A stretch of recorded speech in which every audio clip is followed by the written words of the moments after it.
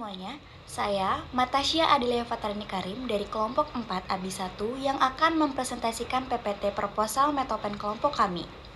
Sebelumnya, coba kita bayangkan sebentar. Setiap hari, kita pasti melakukan aktivitas konsumsi, mulai dari membeli makanan, minuman, sampai produk kebutuhan sehari-hari. Sekilas, itu terlihat seperti keputusan yang sederhana, tapi sebenarnya setiap keputusan tersebut punya dampak yang lebih besar dari yang kita sadari, terutama terhadap lingkungan. Masalahnya, tidak semua konsumen menyadari hal tersebut.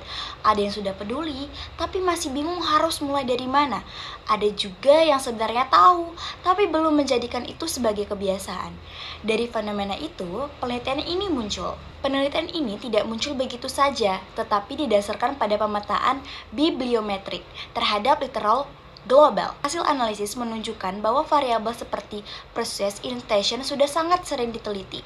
Namun, green preference value justru masih jarang dieksplorasi secara mendalam, ditunjukkan dari ukuran simpul yang kecil dalam peta bibliografis. Artinya, terdapat research gap yang jelas. Oleh karena itu, penelitian hadir untuk yang pertama, mengisi kekosongan tersebut. Kedua, sekaligus mengintegrasikan consumer knowledge sebagai faktor kognitif. Dan yang ketiga, mengarahkan pada perilaku nyata, yaitu sustainable consumption. Jadi bukan hanya niat, tapi tindakan. Dengan begitu, judul penelitian proposal kami muncul dengan judul Pengaruh Green Preference Value dan Consumer Knowledge terhadap Sustainable Consumption pada Konsumen di Bandar Lampung. Krisis ekologi global saat ini bukan lagi isu masa depan, tetapi sudah menjadi realitas. Menurut Fitria 2023, kondisi ini mendorong munculnya konsep sustainable consumption, yaitu pola konsumsi yang tetap memenuhi kebutuhan saat ini tanpa merusak generasi mendatang. Di Indonesia, urgensi ini semakin terasa ketika harga plastik impor melonjak hingga 28.000 sampai dengan 35.000 per kilogram menurut Tribun News 2026. Hal ini menunjukkan sistem konsumsi konvensional sudah tidak lagi efisien dan berkelanjutan.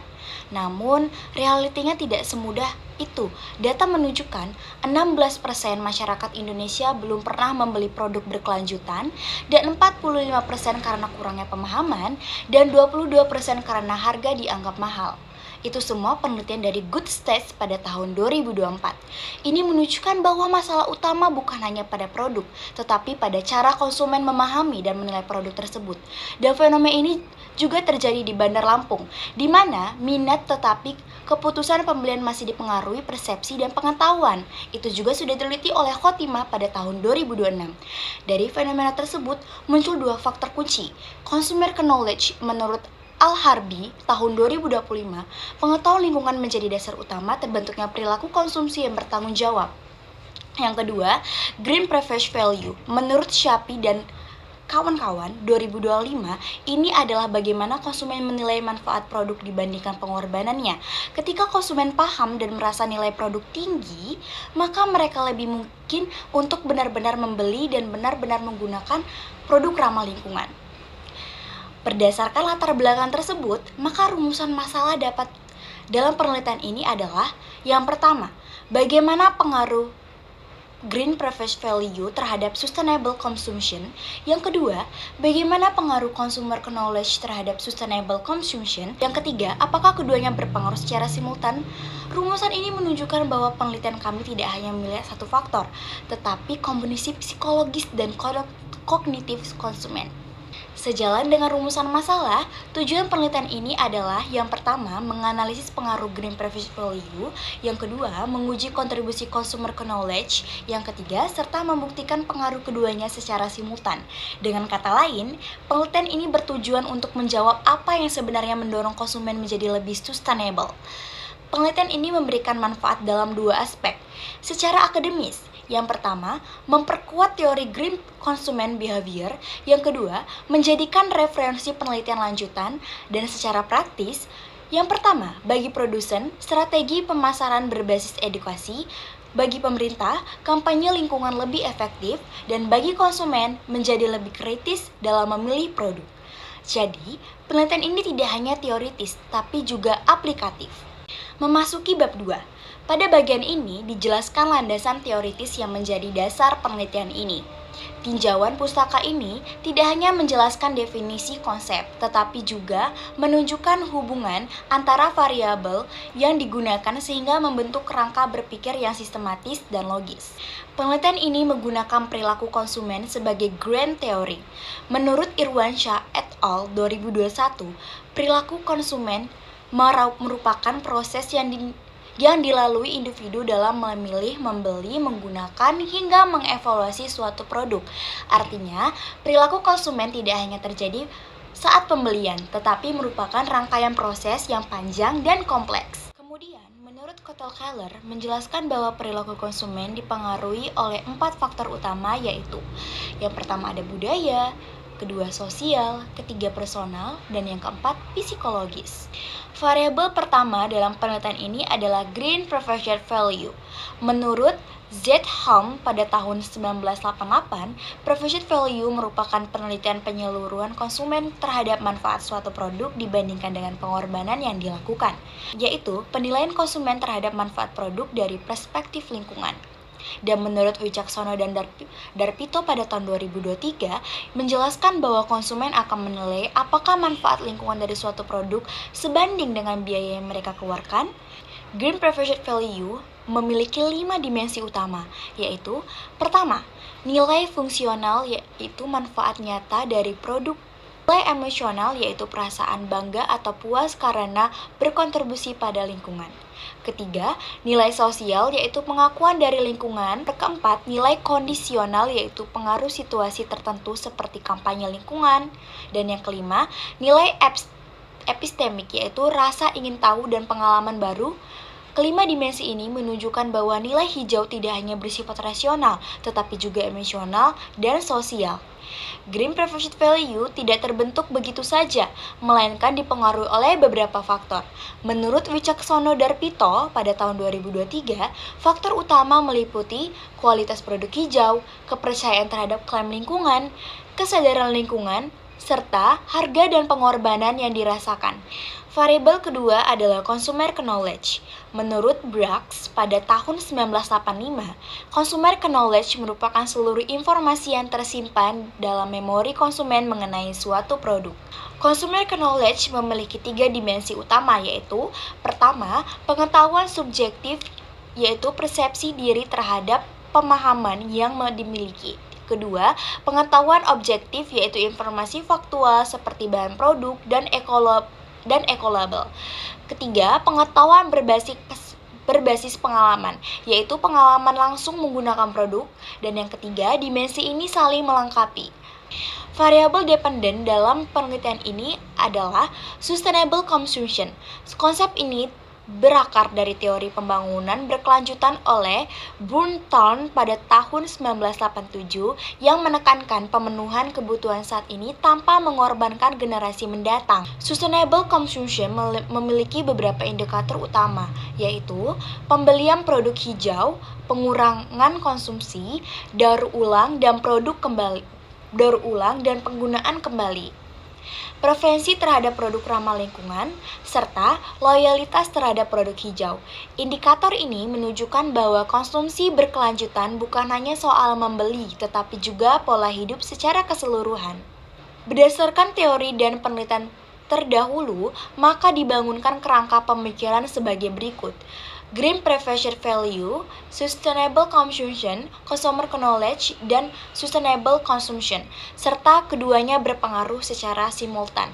Model ini menunjukkan bahwa perilaku konsumsi berkelanjutan merupakan hasil interaksi antar apa yang konsumen ketahui dan bagaimana mereka menilai suatu produk. Memasuki bab 3. Pada bagian ini dijelaskan metode penelitian yang digunakan. Metode ini menjadi bagian penting karena menentukan bagaimana penelitian dilakukan secara sistematis melalui dari pengumpulan data hingga analisis untuk menjawab rumusan masalah yang telah disusun sebelumnya.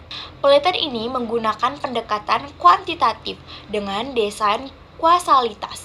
Pendekatan kuantitatif dipilih karena penelitian ini bertujuan untuk mengukur hubungan antar variabel secara objektif menggunakan data numerik. Sementara itu, desain Kausalitas digunakan untuk menguji hubungan sebab, akibat, yaitu bagaimana green preferential value dan consumer knowledge mengaruhi sustainable consumption. Menurut Sugiono dan Hare et al. Pada tahun 2022 serta 2021, metode ini tepat digunakan untuk penelitian yang berfokus pada pengujian hipotesis. Metode yang digunakan dalam penelitian ini adalah survei dan instrumen kuesioner. Survei dipilih karena mampu mengumpul data dari responden dalam jumlah besar secara efisien. Populasi dalam penelitian ini adalah keseluruhan konsumen di Kota Bandar Lampung. Populasi ini bersifat tidak diketahui secara pasti atau infinite population karena tidak tersedia data resmi mengenai jumlah keseluruhan konsumen. Teknik yang digunakan adalah probability sampling. Penentuan jumlah sampel menggunakan rumus yang digunakan ketika populasi tidak diketahui secara pasti dengan tingkat kepercayaan 95% dan margin of error 9%. Diperoleh jumlah sampel sebesar 118,56 yang kemudian dibulatkan menjadi 120 responden. Penambahan jumlah ini bertujuan untuk meningkatkan akurasi dan mengantisipasi adanya data yang tidak valid. Penelitian ini menggunakan dua jenis sumber data, yaitu pertama, data primer, yaitu data yang diperoleh langsung dari responden melalui kuesioner. Data ini menjadi sumber utama dalam penelitian karena digunakan untuk menguji hipotesis. Kedua, data sekunder, yaitu data yang diperoleh dari jurnal, buku, dan penelitian terdahulu. Data sekunder berfungsi sebagai landasan teori dan pendukung analisis penelitian. Teknik pengumpulan data dilakukan melalui penyebaran kuesioner secara daring menggunakan Google Form. Kuesioner disebarkan melalui platform seperti WhatsApp kepada responden di Bandar Lampung. Dalam penelitian ini, terdapat 3 variabel utama yaitu pertama, green preferential value, kedua, consumer knowledge, ketiga, sustainable consumption. Definisi ini digunakan sebagian besar dalam menyusun instrumen penelitian. Selanjutnya, definisi operasional digunakan untuk mengukur variabel secara konkret. Green preferential value diukur melalui 5 indikator, nilai fungsional, emosional, sosial, kondisional, dan epistemik. Consumer knowledge diukur melalui pengetahuan subjektif, objektif, pengalaman, dan dampak lingkungan.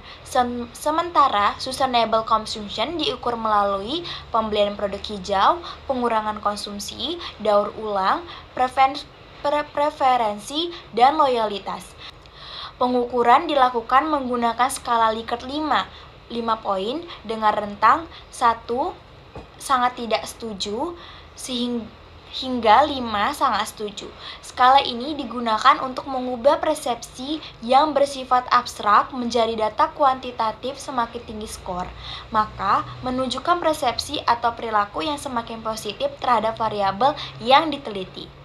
Data yang telah dikumpulkan kembali dianalisis menggunakan software SPSS. Penggunaan SPSS bertujuan untuk mengolah data secara sistematis sehingga hasil analisis lebih akurat dan mudah diinterpretasikan. Analisis pertama adalah analisis statistik deskriptif yang digunakan untuk menggambarkan karakteristik data. Data akan disajikan dalam bentuk frekuensi, persentase, nilai rata-rata, dan standar deviasi. Tujuannya adalah memberikan gambaran umum mengenai responden dan jawaban mereka. Selanjutnya, dilakukan uji instrumen, yaitu pertama, uji validitas untuk memastikan bahwa setiap pernyataan benar-benar mengukur variabel yang dimaksud. Kedua, uji reliabilitas untuk mengukur konsisten jawaban responden. Instrumen dinyatakan reliable jika nilai Cornbridge alpha lebih dari 0,60. Sebelum melakukan analisis regresi, dilakukan uji asumsi klasik yang meliputi pertama, uji normalitas, yang kedua, uji multikolinearitas, yang ketiga, uji heteroskedastisitas. Uji ini bertujuan untuk memastikan bahwa model regresi yang digunakan tidak bias dan memenuhi syarat statistik. Pengujian hipotesis dilakukan menggunakan regresi linear berganda untuk melihat pengaruh green preferential value dan consumer knowledge terhadap sustainable consumption. Selain itu, digunakan uji T untuk melihat pengaruh parsial, uji F untuk melihat pengaruh simultan, dan koefisien determinasi untuk mengetahui besarnya kontribusi variabel independen terhadap variabel dependen. Hasil dari analisis ini akan menentukan apakah hipotesis diterima atau ditolak. Dengan demikian, metode penelitian ini dirancang untuk sistematis untuk memastikan bahwa data yang diperoleh valid, reliable, dan dapat digunakan untuk menjawab rumusan masalah. Demikian dari presentasi saya, Matasya Adil Fatarani Karim. Saya akhiri. Wassalamualaikum warahmatullahi wabarakatuh.